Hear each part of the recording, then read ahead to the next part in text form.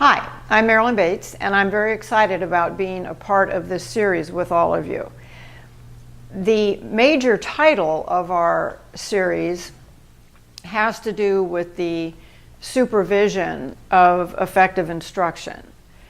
And in our session today, what I'd like to do is spend about 10 minutes with you, giving you somewhat of an overview that will be important for us as we continue through our set of 6 sessions. The first thing I'd like to mention is that when we think about a classroom, we have to realize that a classroom is almost a sacred place for students. It is the place where the learning that they come to school for occurs. I'm not just suggesting that learning doesn't occur in the quads. I'm not suggesting it doesn't occur in the classroom, out at the playground.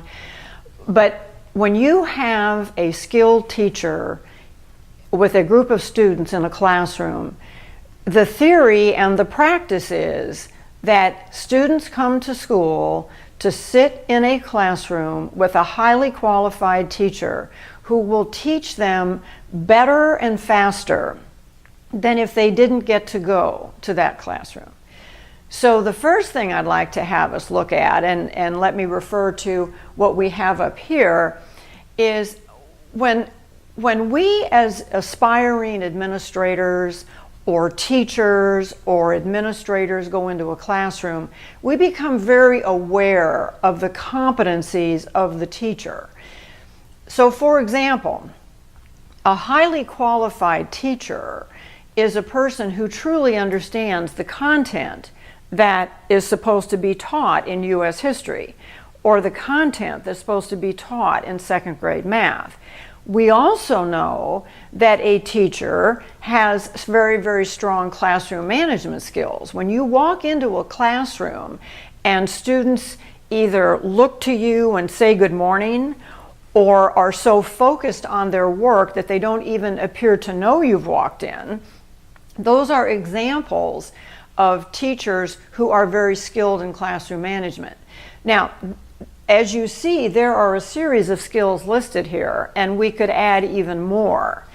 And there are people who have spent all sorts of time debating about which skill is the most important, or which set of skills is the most important.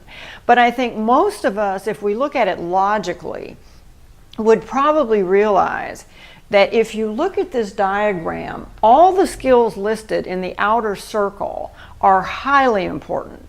They are supportive of the skill that's in the middle. Because when you take a look at the skill that's in the middle, that's the set of instructional skills. And the instructional skills, year after year after year after year, have been shown to have the greatest direct correlation. Let me say it again.